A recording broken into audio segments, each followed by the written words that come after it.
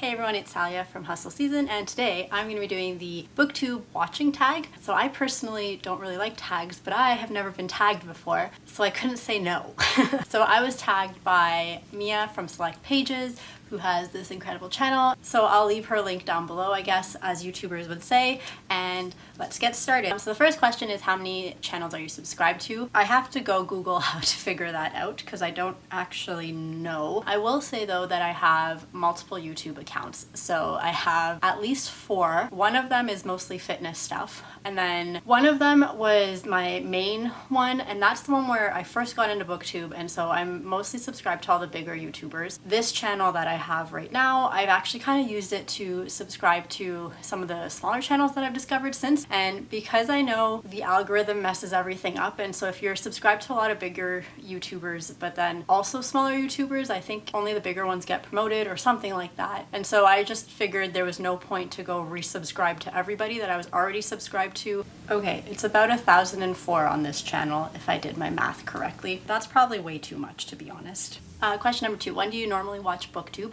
Honestly, it just depends. If I'm on call and I'm bored, I might watch a couple. If I'm at home waiting for something to happen, I might watch a few. If I'm stretching, usually like if I'm doing something and I just want something to watch or like noise in the background and I don't really want an audiobook, then I'll put on some of my YouTube videos. I don't set aside time to watch it. Sometimes I'll find like I've been on YouTube for multiple hours and like, what have I done with my life or my day? I do somewhat like to be productive, so I try not to watch too much. And if I have a lot of studying or work to do, like right now I'm applying to CARMS, so if I have a lot of other things to do, then I will try to put this rule for myself where I won't go on YouTube at least until 9 or like 10 p.m. because I just find if I start, I can't stop. And it's like not even necessarily people that I regularly watch. I'll just find that it's very easy for me to be on it and to use it to procrastinate. So yeah, I'm actually trying to limit how much I watch. So the next question is, how do you balance everything? That being reading, making BookTube videos, and watching BookTube. I'm gonna also add the fact that I'm in med school and that I'm in clerkship right now, working full-time basically. So for me, there's no real way that I do it. I make to-do lists all the time to kind of keep myself in check. I don't use an agenda, I don't bullet journal, I don't do anything like that. I'm pretty lucky in that from the school aspect, we have like clerkship reps and they kind of send emails all the time, and I have a group chat with my friends. They'll be talking about an assignment and I'll be like, oh my god, yes, I need to do that. I will say that in my opinion, I have sacrificed my grades slightly to be able to do all of this. If I wanted to be the best student that I could be, I probably wouldn't be able to do this channel as well. I probably wouldn't be able to have as much time to read as well. I think for me, it wasn't that important to be the smartest in my class because I was willing to sacrifice that a little bit. I was able to do these things. So I don't want to give off the impression that you could be the best #1 student who studies all the time and is on top of all of her shit and then also has this YouTube channel on the side.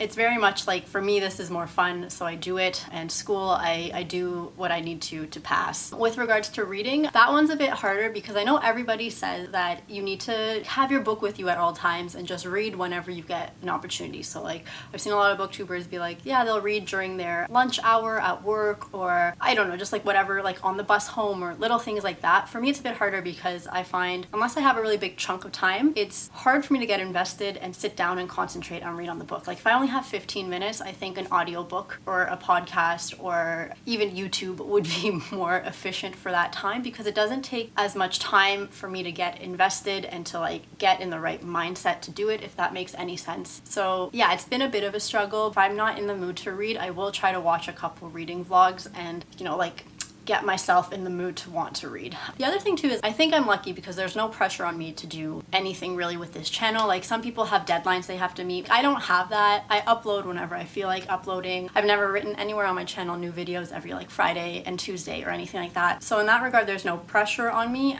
So I don't force it into my schedule. So question 4, is there a difference between videos you like watching versus videos you like making? I don't think so, but just in general, like any of the listy type things I don't like watching. I don't like watching tags. Although this is the first tag I've made, I don't mind making it. I just in general find the questions usually aren't really that interesting. I guess really the only videos I like to watch or make are book talks, like book reviews, and then just discussion videos. Those are my 2 favorite. That being said, I probably will watch almost anything else. Oh, I should add anything more creative, I will also watch and support. Just I like that in general. Like, I'm not into skits as much necessarily. I will watch them because I just think it's so cool that anybody puts in the effort to make something a little bit different. I don't think I would ever make that though, so I guess that's one that I would watch and support, but I wouldn't make. Reading vlogs I like making. I don't love watching them. Like I said earlier, I'll watch them if I want to get into the mood to read, but otherwise there's no channel where I religiously follow their reading vlogs. Question 5 is, who's the first booktuber you subscribed to and do you still watch them? I don't know who the first booktuber I subscribed to was. I know that Christine was the first one I found. I don't know that I subscribed though, because I think when I first started watching BookTube, I didn't necessarily fall in love with it. I just found, like, other than the book discussions, which I've kind of talked about, like, I didn't really like any of the other stuff. I think I was just more in awe that I found people who would make references to things that I've read and knew about that no one else in my life did. Yeah, so I don't know who I subscribed to first. I do know what made me subscribe to Christine's channel in the end actually wasn't book stuff. It was, I was watching Shadowhunters, and she had a series for a while where she would analyze the episodes of Shadowhunters, and I guess because she studied film, like, they were actually fairly decent analyses.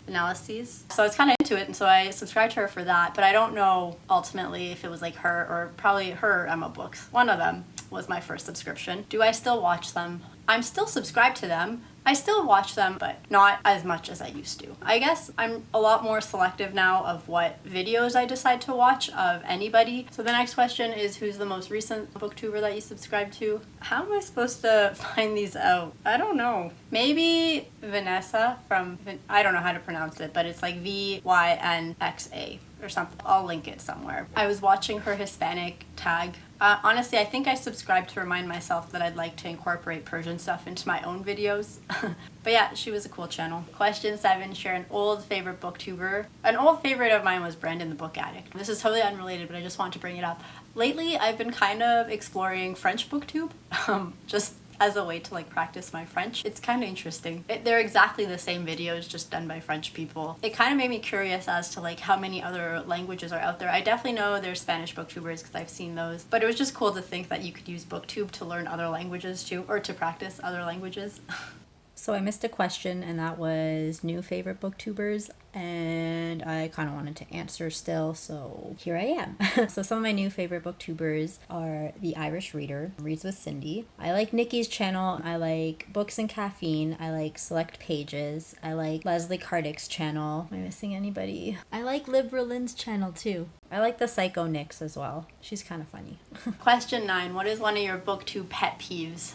I have a lot. A lot of them, though, have more to do, I think, with YouTube than BookTube. In general, I don't like long intros or long outros. I'm working on it myself. Like, I find I'm being a bit more forgiving and just, like, letting myself add whatever I want to my videos. But usually, like, I don't like a lot of extra content. So one thing that I've always thought was kind of annoying is that when people bring up a book or whatever, they always have to give, like, a quick 3-liner about what the book is about. And to me, it's just like, I don't know. We're all doing the same books anyways, so, like, I'll probably know what it's about. So that's one thing I don't like. I think this is the final question, but last question is, what have you learned from watching other booktubers? I've learned about new books. I obviously, since starting, will watch other booktube channels and just see, like, what they're doing with their videos and how they've decided to edit something or what kind of shots they've taken. Like, technical stuff I'll try to watch out for a lot more. Not that I was ever embarrassed about my reading, but I think booktube in general taught me that it could be cool, I guess, and that there is this whole world that respects it and that it's a legit thing.